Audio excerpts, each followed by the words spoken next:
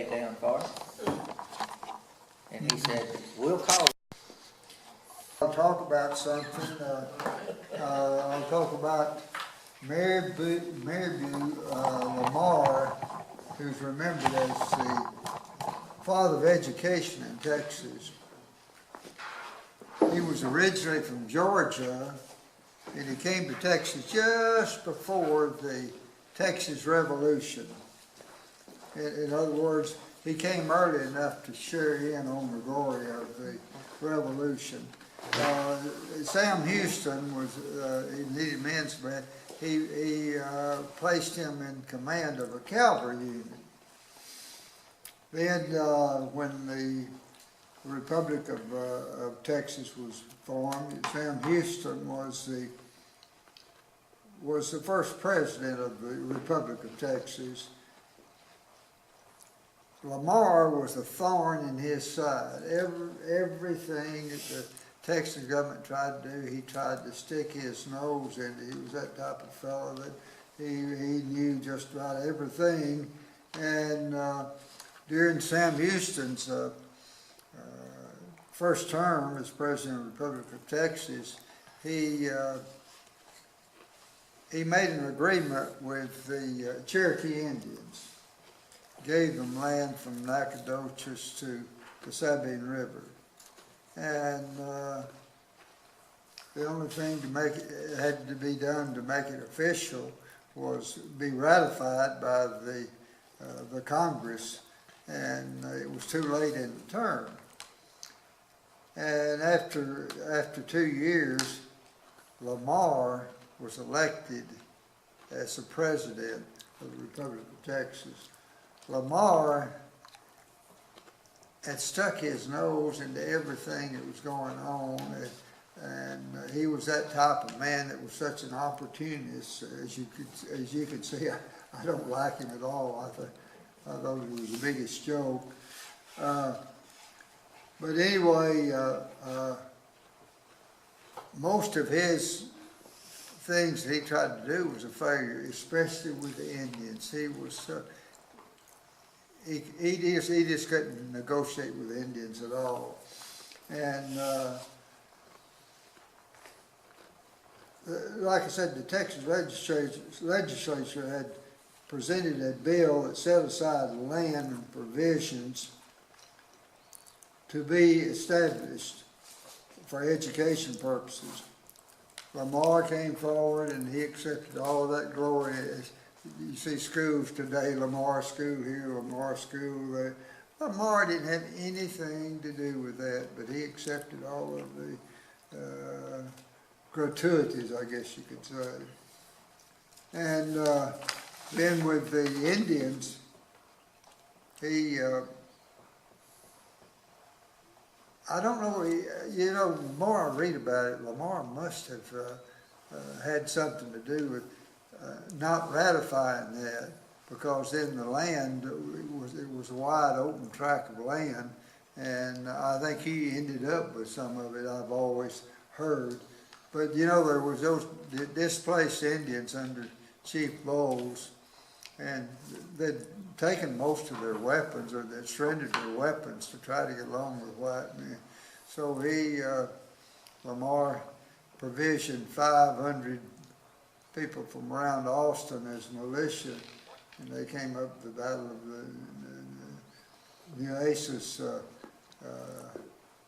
and they killed most of the Indians, and then they had a trail of tears from somewhere around Jacksonville up to Oklahoma, and a few Indians made it to that location. Lamar, after one term, they got him out of there. The people were completely disgusted with it. Texas, everything had gone wrong from 1838 to 39, and at that time, when Lamar went home, Texas owed $5 million. That would be like $5 trillion today, because they didn't have any money. But that was he came here just a few months or weeks before the Texas Revolution, and he was a part of things, and he's been given credit as the father of education, because the legislature did set aside land, and then they also made provisions for higher education, but anything didn't happen. That was 1838 and 39. Really, anything didn't happen in Texas for education till about 1880, when we got a common school district, and the legislature set aside monies and for education, and we got a state superintendent of education. We got county, and that's the little school out here, just a few hundred yards from here, Vernon School. That's how it is emerged in the common school district. But anyway, that was just a little bit that I've been reading about, and I was just thinking of it. If you have any questions, I'll try to answer them if I. Well, I'll just ask you the one I've asked you before. You know, I went to Vernon School from grade 1 through 6 until it consolidated after the war, and with Winnsboro. And you and I have talked about it. In fact, you did a piece for the old Winnsboro Tribune, you know, which you interviewed Donald Tinney about it. And you had that picture, it was made in 1939, of the, what some of them call the chickenpox class at Vernon School. That was the year before I started. I started in 1940. And I've always wondered, and I asked you before, have you since run across any idea as to why it was ever called Vernon School? No, I was never able to determine that. You know, they had the common school district, and then they had a further division of the common school districts, and they had this further division. This is from the Vernon School.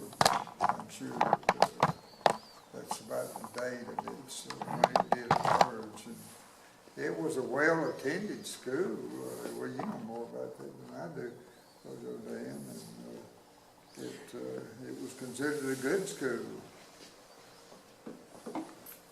He was talking about that $5 million debt. At that time, if I'm not mistaken, from El Paso north, up in across Oklahoma into Kansas, that was all part of Texas. Oh, yeah. And to satisfy that debt, Texas ceded that land to get out of debt. Is that right? That's right. But, you know, I don't like Lamar for the way he had the Cherokee Indians slaughtered. And I mean, he just slaughtered. And then, as I said, he ended up with, they ended up with having to pay their debts. And in 1841, when he went home, Texas didn't have any monies at all. They'd spent everything that they had. It was primarily because of him. He had these ideas of grandeur on doing things, and you know, he just wasn't a good financial officer at all. Oh yeah, that's what they had to do with $5 million. They gave that land that went all the way up to Colorado. Yeah.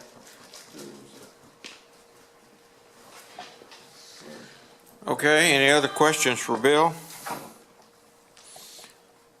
So, Ed, are you going to tell us a story or share us some observation? That wasn't really a story. I just had that on. That was interesting, Bill. Thank you.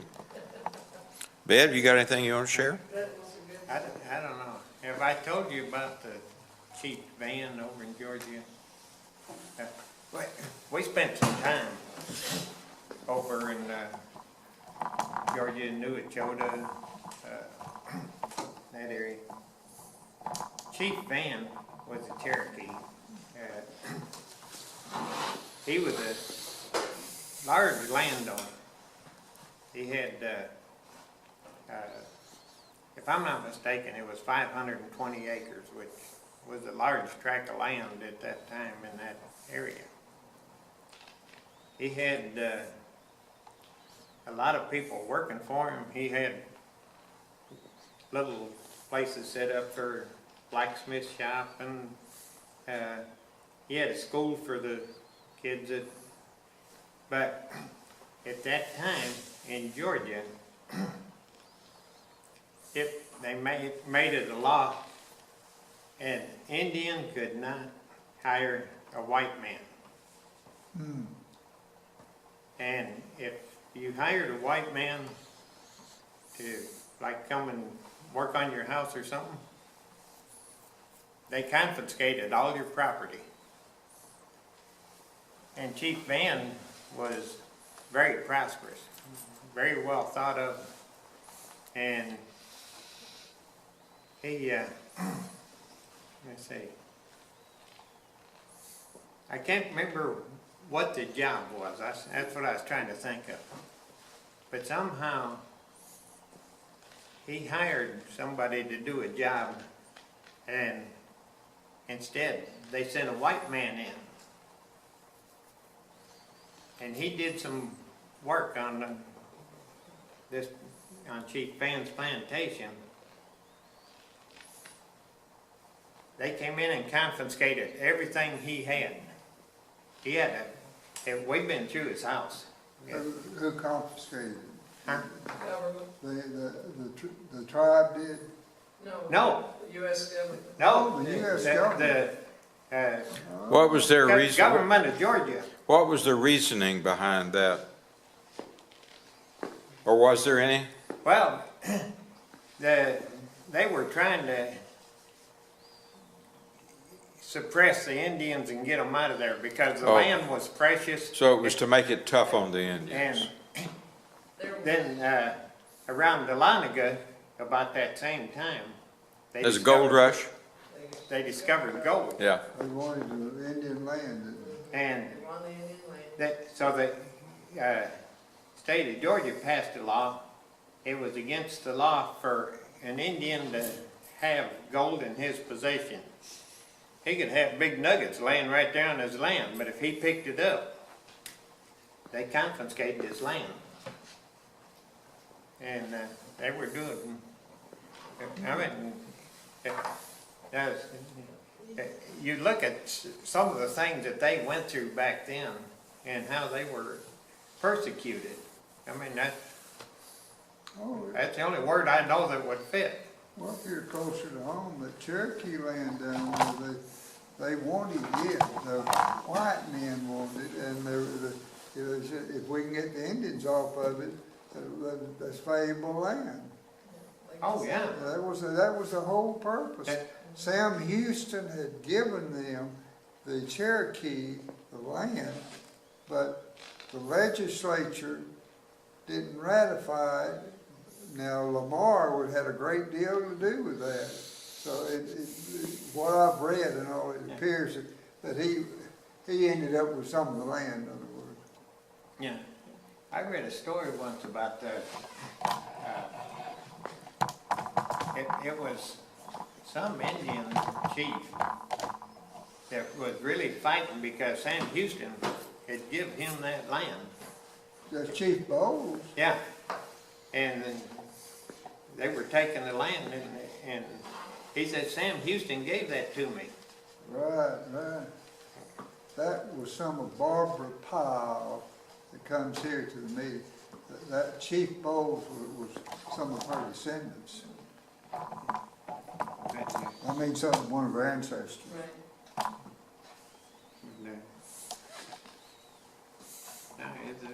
You know, and speaking of that, those Trail of Tears are the ones that, you know, every time that I come across something, you know, we had a Trail of Tears that led from Tennessee, one from Georgia, and then this was known as the Trail of Tears from around Jacksonville up to Oklahoma.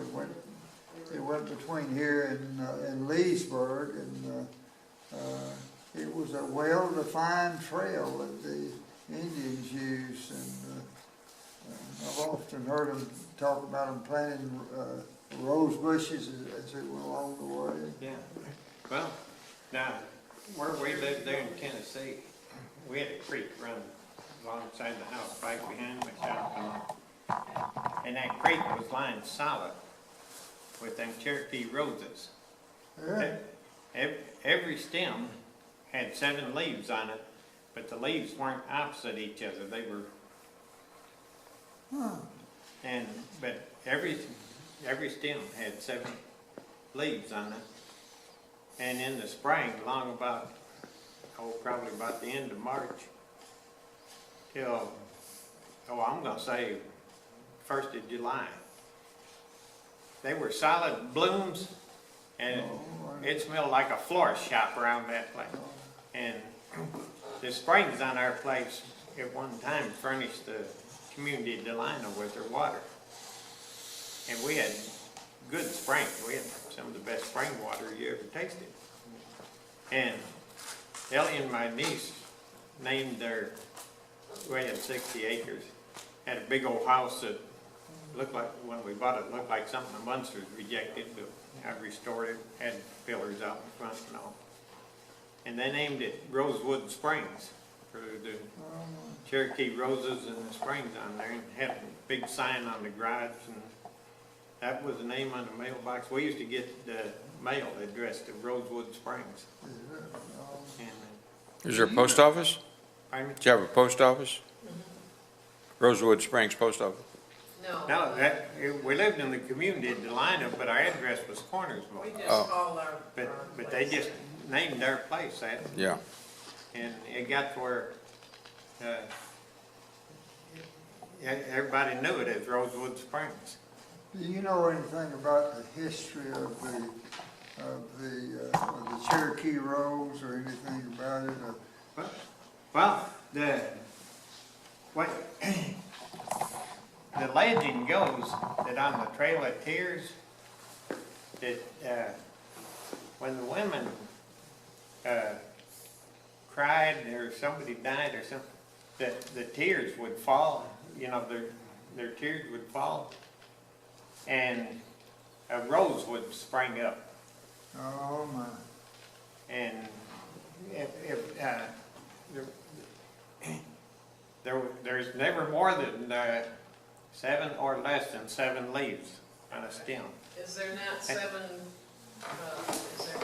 clans? Yeah, there's 7 clans. See, there's 7 clans in the Cherokee. And the Cherokee roses are about that big around. Well, we see them around here, do we not? They're pink. I haven't seen. Old timers used to tell me these were Cherokee roses, these wild roses. Yeah, You see that? yeah. Well, they grow wild. And in Tennessee, along that, we followed along quite a bit of that Trail of Tears. And you see a lot of them when they're blooming. You know, you mentioned the Trail of Tears. Are you referring to the Trail of Tears in Tennessee or Georgia? Which? Yeah, but they started in Georgia. Well, it started in Georgia. Yeah. It went up through Tennessee. And what we went to, knew it showed us where they really started rounding them up. Oh. And Okay. and we spent, 2-3 days there, and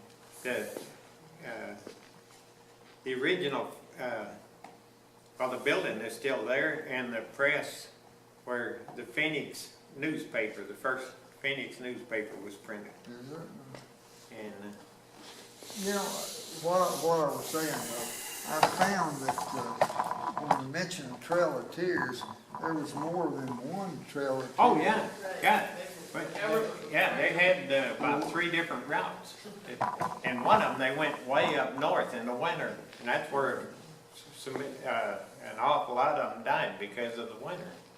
The Cherokee Indians here in East Texas, most of them, they migrated from that area.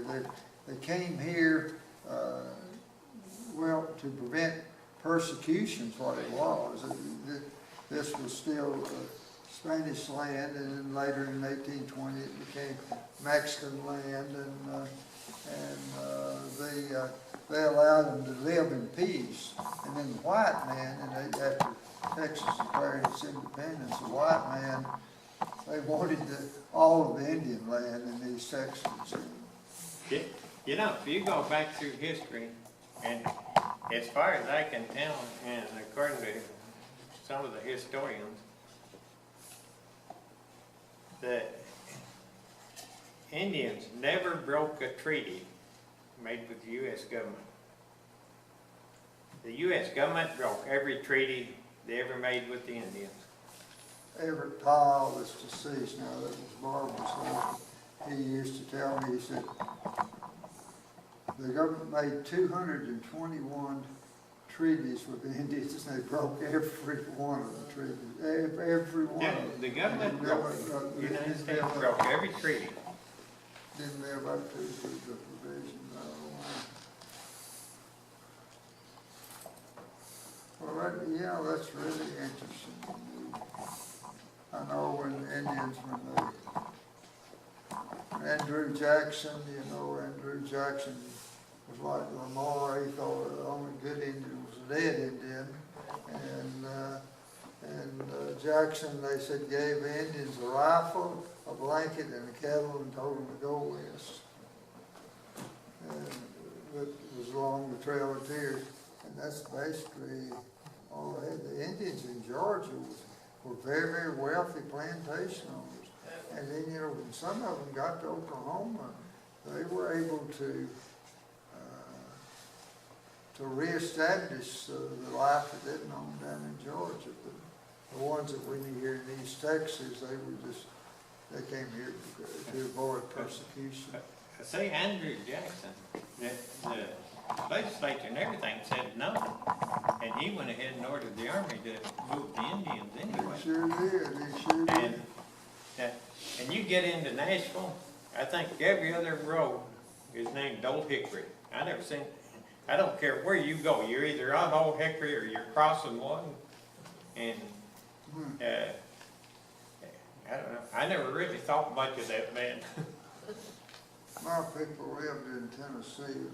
Before then, they migrated to Alabama. And then after the Civil War, they came to Texas. During that Methodist church we went to there in Cornersville during the Civil War, that's where that church was built. In fact, the Masonic Lodge built the church in 1854. And they held a lodge upstairs and church downstairs. And during the Civil War, when the United Methodist, well, it wasn't United Methodist, it was a Methodist church. It wasn't United then. But when they had their annual conference, they had it there in Cornersville at that little church there. Yeah, there was the fighting was going on up in Nashville or Franklin at that time, so they had the annual conference. They had a division of the Methodist Church during I'm asking you the question. They had a division of the Methodist Church, but just before the Civil War, did they not? This was Methodist Church South. And, No, the original church here was Methodist North. Methodist North. When Grandpa Tinney built it, he associated it with the northern jurisdiction. Okay. And it was changed in 1928 when Colonel Isbell became the pastor. In other words, they didn't abide during the Civil War. They did not, did they? That's right. I don't know. Gene Weldon, he was explaining it to me one time, and somewhere along the route they had a division though. I don't know when that happened. I just know that the Tinneys they were not for secession. Most of them were against that. And I think that was the reason that Grandpa Tinney associated this church when he built it in 1900 with the northern jurisdiction. I don't know I don't know enough about it to know the difference between the north and the south churches, so do you, Joe? I don't know either. Do you, You're really wanting to know when there was a split? Yeah, and what the cause and, you know, we know the results of it, but, I don't know.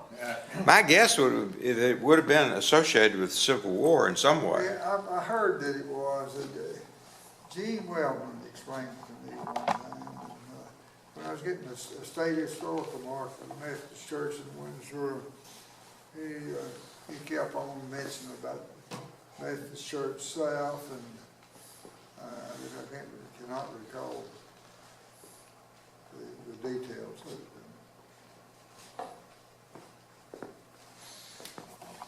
Keep on talking, keep on. Okay. Ellie, are you going to have anything to say other than what you've already said? Well, in talking about the Methodist Church, when my sisters and I were doing our genealogy, a lot of our family came from England, and they settled in Alabama, northern Alabama. And one of them was a follower of John Wesley back in England. So the only thing I know about the Methodists, our family's always been Methodist, but I don't know about the split or anything like that, because I just hear them talk when I was a kid, you know, about. What part of North Alabama did they settle in? Around Greenville, by Florence, a little north of Florence, Alabama. It's almost to the Tennessee border. Well, Grandpa Tinney settled in Jackson County, Alabama. Scottsboro, I don't know what. where our kinfolk. Yeah, that we Jackson know. County was where they lived, wasn't it, when they moved here? The ones that used to come visit us, it was Scottsboro, and then one of them farmed over in the edge of Tennessee. Yeah.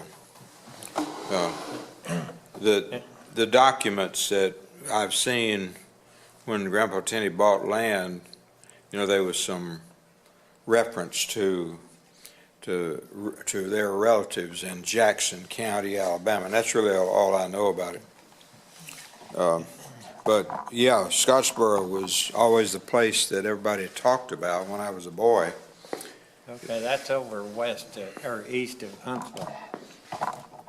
Well, it's also a lot further south, though, than Huntsville. Scottsboro is. You know, Huntsville is almost up to the border of Alabama. Scottsboro is quite a ways south, and also quite a ways Yeah, it's away west. east. You know. It's over toward the Georgia border. Yeah. No, it's closer to.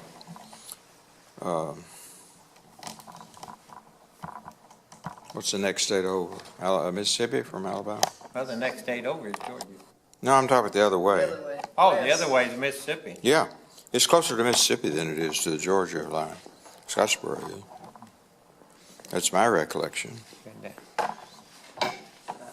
I used to go through it a lot when I lived in Alabama for a couple of years. Whereabouts did you live? I lived in Montgomery, but I traveled all over the state. Okay, well, yeah. A lot of when my sisters and I were visiting, and we met up with a cousin we never knew we had in the library, his wife was looking up genealogy in the same library we were in Florence, Alabama, and happened to hear us mention names, and come and find out, she walked over and she says, well, we was looking for the name of Bretherick, and she says, well, what Bretherick were you looking for? She says, that's my name. Yeah, she says, I'm a Bretherick, what's your name? You know, Bretherick? which one are you looking for? And we said, Benjamin Isaac Bretherick, and she says, that's my husband's name. Come find out, his grandfather was a Benjamin Isaac. Was a what? Benjamin Isaac Bretherick. Oh, And And he her was named grandfather. after his grandfather, And his grandfather and my grandmother, we found out, were brother and sister. And we hadn't planned on knowing that or died, but she didn't. She moved to Michigan and had 10 kids. So, but some of the Indians, well, down there is, well, I don't remember what the tribe is down there right now. But there was a chief, and his name, oh dear, what was it? Talking about where now? In Alabama. But whereabouts in Alabama? It was a little south of Florence, or in that area. It was in the Florence Muscle Shoals area. Muscle Shoals area. Oh, yeah. Was that Choctaw Indian? I'm not sure, they could have been You know, Choctaw. they have that reservation between Mississippi and Alabama, and I tried to, discover some of where my ancestors came from at one time. I checked with that reservation right about on the border between Alabama. We had one of our ancestors his name was Wilson. And my sister called, and she says, well, I found out something about the Wilson and the Indians. And I said, well, what was that? Because we're trying to find out if there was any Indian blood in it. She says, well, we just know that he got kicked off of the Indian land because he was settled there and wasn't supposed to. So I said, well, that wasn't good. So she said there was something filed in Washington, D.C. that she found out about that. I thought that was kind of interesting. But around Green Hill, Alabama, I said Green, which is just north of Florence. That was where my ancestors settled, from my dad's family. And like from England is the only ones that we could trace. And I don't know about, my father said that he thought his father's people were Indian, but that they were from the north someplace. There's no record or anything like that about it. My grandmother, my mother's mother, my mother was born in 1809, but she said her mother told the story that when she was a little girl, about 10 years old, they were coming by wagon train across, I'm not sure where they were headed, but they'd come across Alabama and just got into Mississippi. And all of a sudden there was the wagon train was surrounded by Indians. And we come to find out, there was a 17-year-old boy had caught a young Indian girl and raped her. And the Indians said they could either give them that, the one responsible, or they'd kill everybody on the wagon train. And it ended up, I don't know all of the specifics,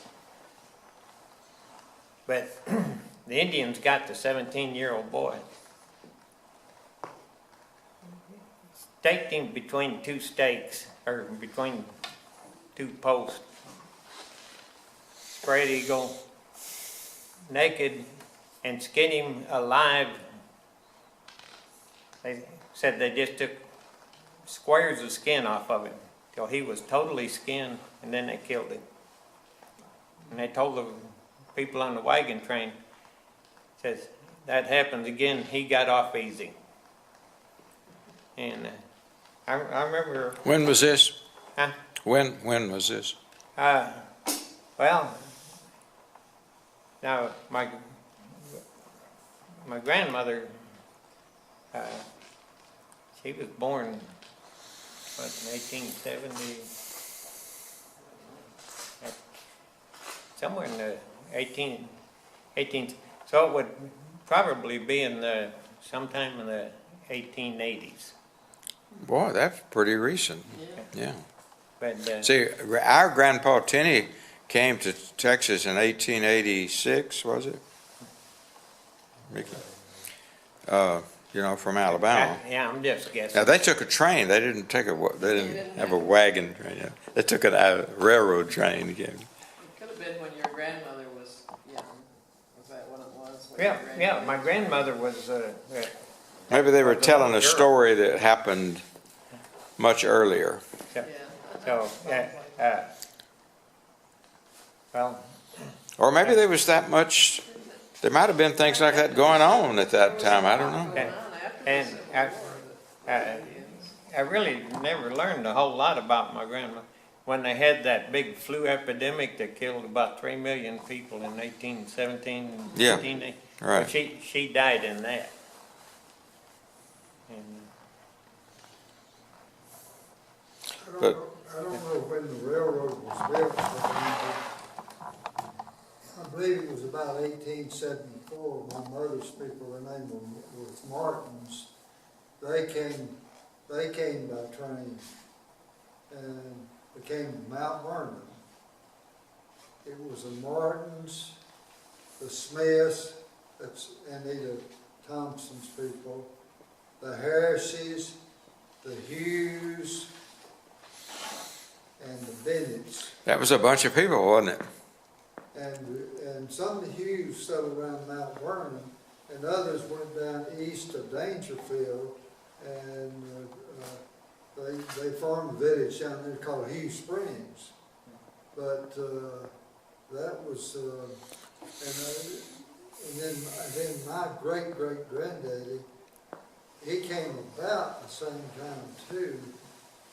After he left records after the Civil War, there wasn't anything left of Alabama. Alabama was completely destroyed, and they were actually hungry when they came to Texas, and it was land here, very, very cheap land, and you have to raise cotton, and that's how they got back on their feet.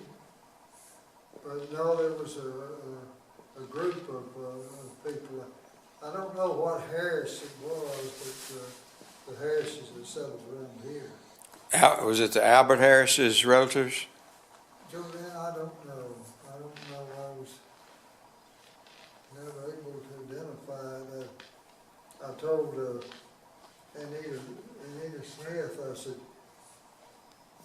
when we're checking on that, we don't want to go too far back and find out that we were kin to the Harrises, because Willie Watkins' grandmother was a Harris. I said, we don't want to know anyone knowing about that. We'd have to leave town. So where in Alabama?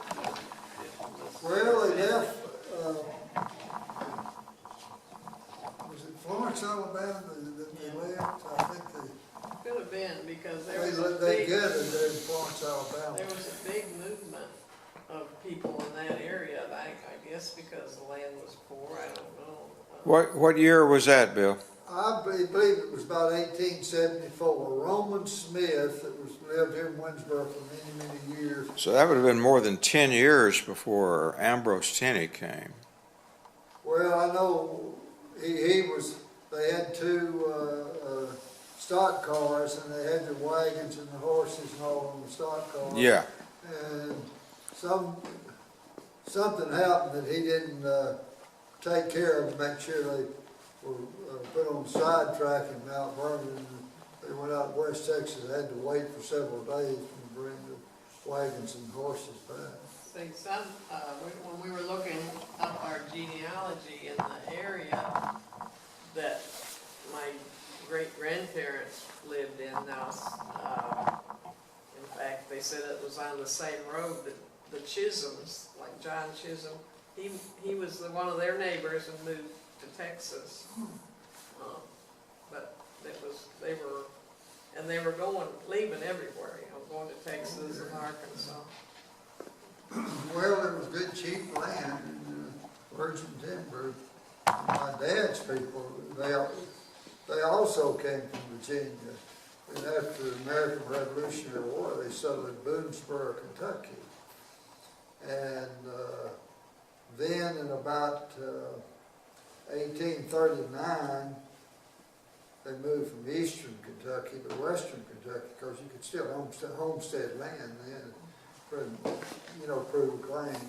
Then after they proved the claim in western Kentucky, they moved to Missouri. And then they came to Texas in about the same year, 1874. But it was that migration, how they got here, sure interesting to me.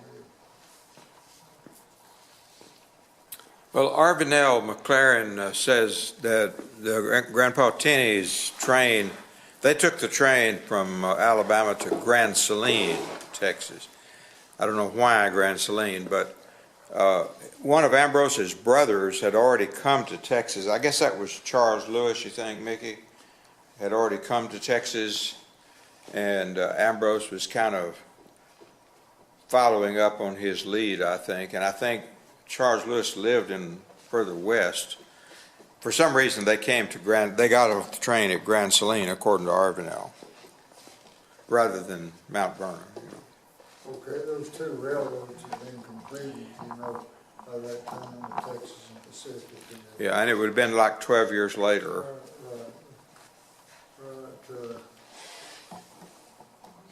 Anybody else got any thoughts?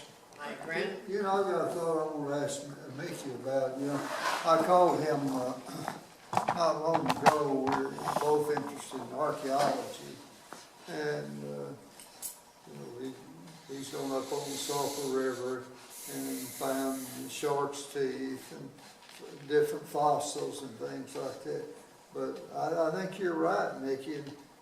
If you look down and you see an Indian arrowhead, that it's illegal for you to pick that up. it probably is now. I mean, I'm not talking about digging for it. I mean, Just you look down see it. and you see an Indian arrowhead in the bank. Finders not supposed to be keepers in that instance. No. I used to tell kids, I said, I find in wash places and things like that, I find artifacts every once in a while. But I don't know if it wasn't illegal to do that. I know that when I was chairman of the County Historical Commission, they called me from Lake Quitman several times when the lake was down, and all of these pots were had washed up, but they just as the water dried up, they were just exposed there, and they asked me what to do, and we called up in Oklahoma the Caddo headquarters, and they contacted some different people, and they were able to come down and retrieve them. I don't know what they do with them when they retrieve them, but I know when they was building that road from Quitman out to Lake Quitman, it went right through a Cherokee burial ground, and that was back in 1983. And I tied it up, and as a result, they had to build a road around that burial ground. So you made some friends and some enemies. Oh, the commissioners, Mr. Woodard, Weldon Woodard got so mad at me, he didn't know what to do. I told him, I said, well, there was human beings buried, as here up and down Indian Creek, as late as 1882. I have records of Indians coming back from Oklahoma, and I'm sure what they were coming back for, they were bringing the old people, some of their ancestors back and burying them in their ancestral burial grounds. I know Mickey and I discussed it several times about where Cy Browning lived down there. He said his granddaddy awakened one morning, looked out there, and there was Indians camped about 100 yards from the house, and he said they were there for about 2 weeks. He said they went up and down Indian Creek. They were, they were looking for something, and then he said just as they appeared, they disappeared like that too after about a couple of weeks. So you think they were looking for people who have already been buried, or to make new burials, or both? I think it's doing both, Joanne. I think the old people had gone to Oklahoma, I will say in the 1840s and 1850s. They were bringing them back for burial purposes. Because this, there was a rich society up and down this creek for hundreds of years. And, the Indians, they always left it as well when they left this world as they did when they came into the world. And look what white man has done for the last 150 years. We've destroyed everything. I was talking about the chief band. I worked with Raymond Band, who was, he never would tell me. I'd asked him, I said, how are you related to Chief Band there in Georgia? He'd just smile and he says, oh. He just said, we're related. And that, the Raymond Band that I worked with. Oh, And one morning, we was real good friends. We'd go to their house, and one morning there at work, he was real solemn. I said, Raymond, what's the matter? He said, well, my wife's sister's died last night. And I said, I'm sorry to hear that. He said, well, I'm worried about my wife. Because, he says, her and her sister, they was all full-blood Cherokee.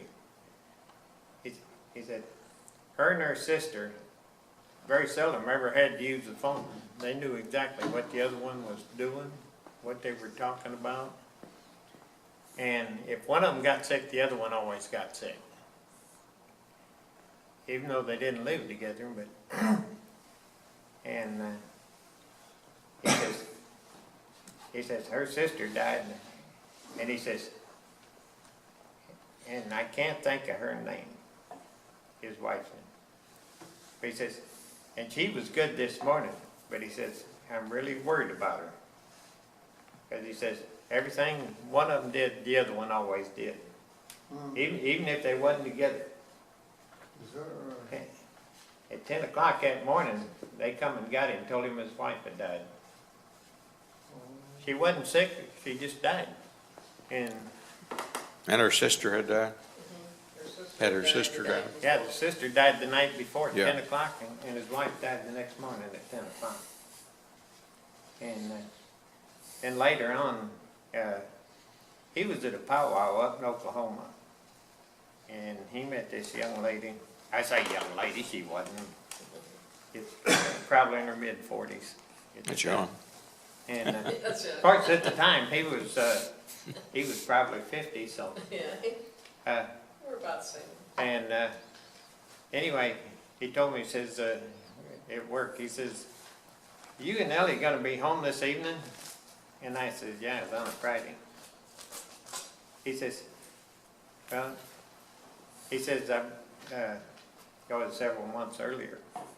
He says, I met a lady, and he says, I want you and Ellie to meet her, and if you give us a blessing, we're going to get married.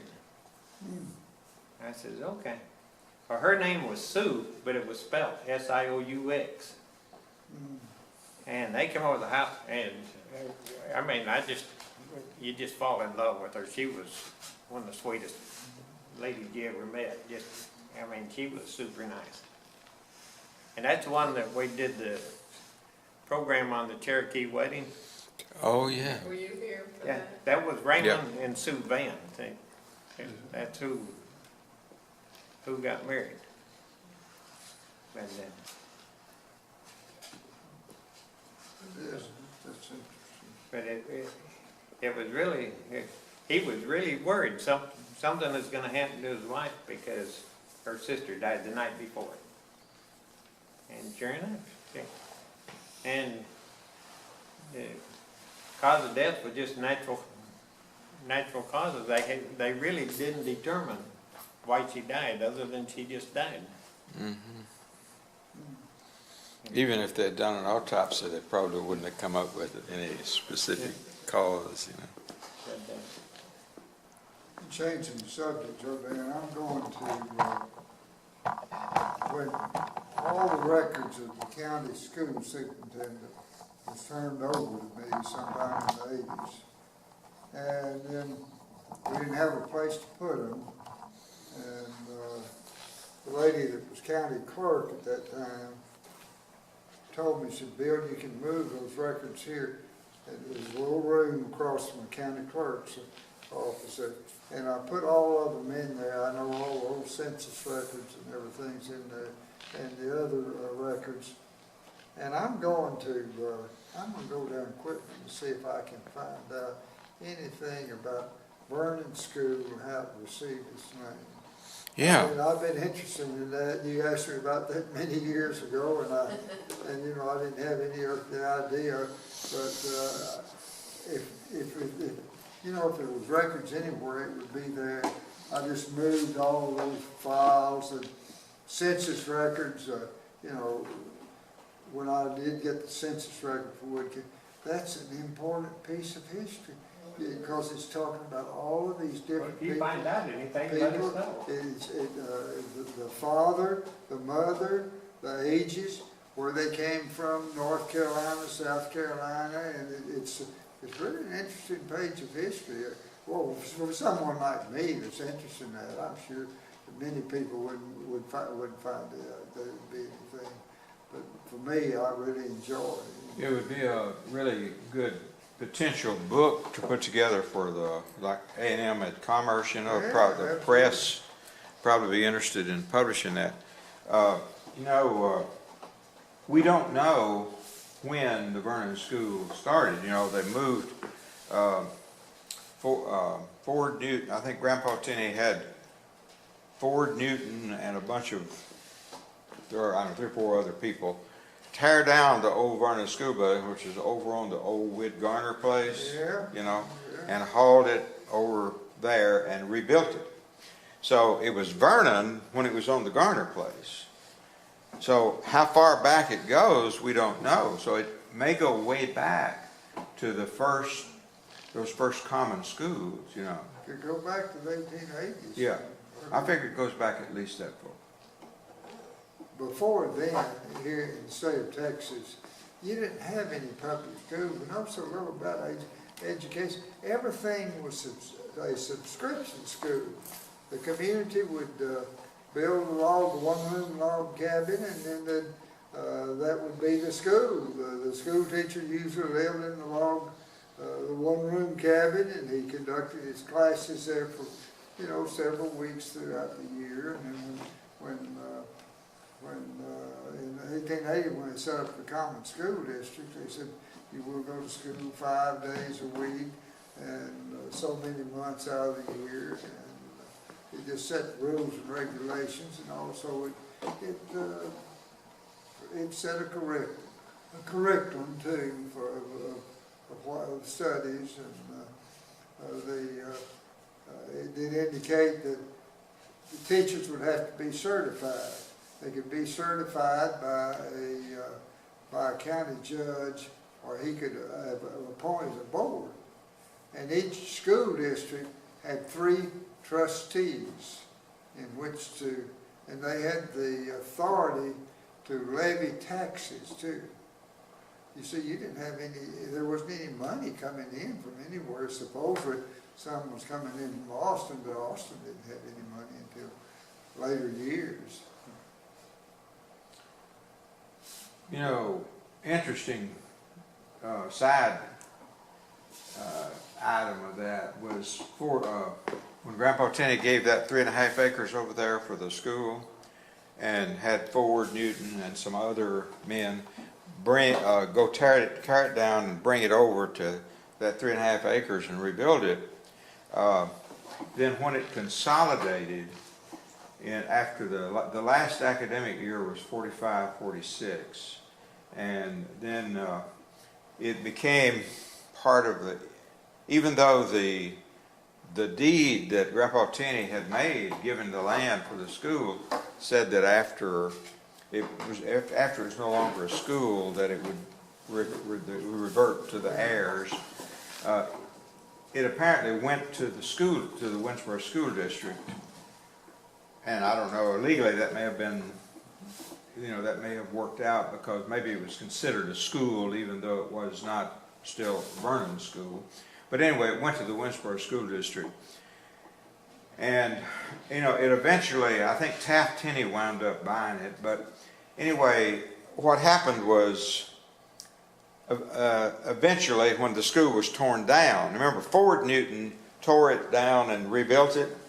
And when it was torn down after the 45-46 school year, 2 or 3 years later, Arvin Newton, Ford's son, tore it down and built, Jane Ray's, that house that Jane Ray lived in for a long time.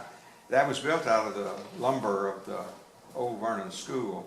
And Arvin Newton had, it's always been interesting to me that his daddy tore that school down one time, and then Arvin tore it down, many years later again, and he built a house out of it.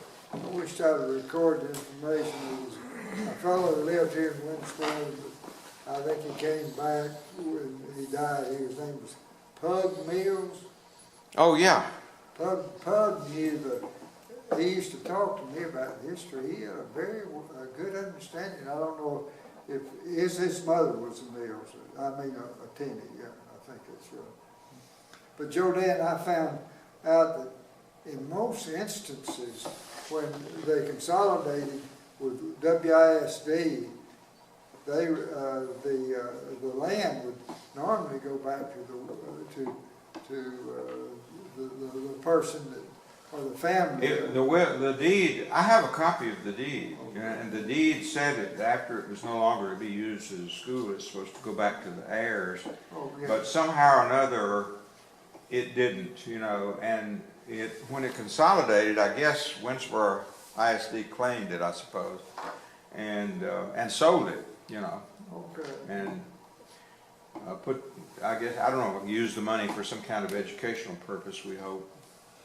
I was asking someone at that funeral on Saturday, I said, well, I know the Vernon School was very, very close to where the Herschel had his burial ground. And they said the school was up this way just a little bit, Bill.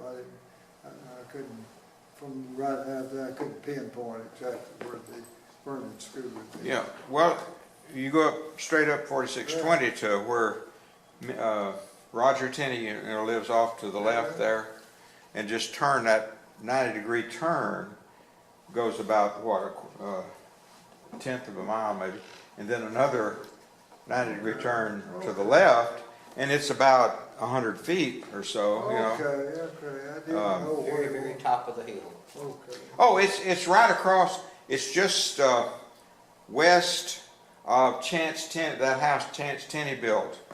That log house he built there. It's a little bit to the west of that, and it came out. It was 3.5 acres. It came all the way out to the road, and 3.5 acres. It was mostly wooded, and there was 2 outhouses built in back of it, and there was a playground in front of it. We had a big swing set, a seesaw set, and a little softball field, and that was all there was to it. Well, you people have a memory that you should get someone to either paint it or draw a picture of it per se. Wasn't there a wellhead out there? Well, there was we used to have to go across the road to, when I started in 1940, Ralph Tinney lived in the house directly across the road from it. And he had a well, and if any of the kids got a drink, they had to go across the road to Ralph's place. Okay. And later, Willis Bellamy bought that place. And same thing until sometime, I don't know, 3 or 4 years after, I was probably 3rd or 4th grade, when the trustees decided to, and I don't know whether they dug a well or whether they run a pipe from the well across the road, but they put a little fountain built a little fountain in the schoolyard. As a boy, it never occurred to me to ask, you know, did they dig a well or did they run a pipe? Oh, Bobby Smith used to drive me around, and he carried me out to show me where the Vernon School was. Oh, it's been many, many years ago, and he pointed out something. He said, "That's all that's left of the Vernon School." It was a wellhead or something like that. Well, maybe they did build a well, because they made a pretty good sized brick fountain, and you could push down on it and drink out of it. It was a pretty nice addition that they added to it. But it was a well. It was a two-teacher school. When I started, it was a two-teacher school. It became the two teachers when I started was Hazel Ragsdale taught the first through the 5th grades, and then 6th through the 8th was Irene Ray. But and then the next year was Maybelle Cunningham replaced Hazel Ragsdale, and there was another one after Maybelle. I can't remember her name. Hazel Ragsdale taught at a lot of country schools. Yeah, and so did Bernice. She taught down at down at Stout and Vernon and several more. And I had her in school too. You did. Yeah, both of them. But anyway, she also would told me she was a pretty good friend of mine, and she told me different things about it, and about Vernon and about Stout, and of course then when someone's telling you stories like it, it's such a history now, but I didn't think anything about recording it or anything like that. But I am going to check on that Vernon School. I think I can go to those counties. Well, you guys going home? I guess you're leaving. I guess we're adjourning. Tell us at home.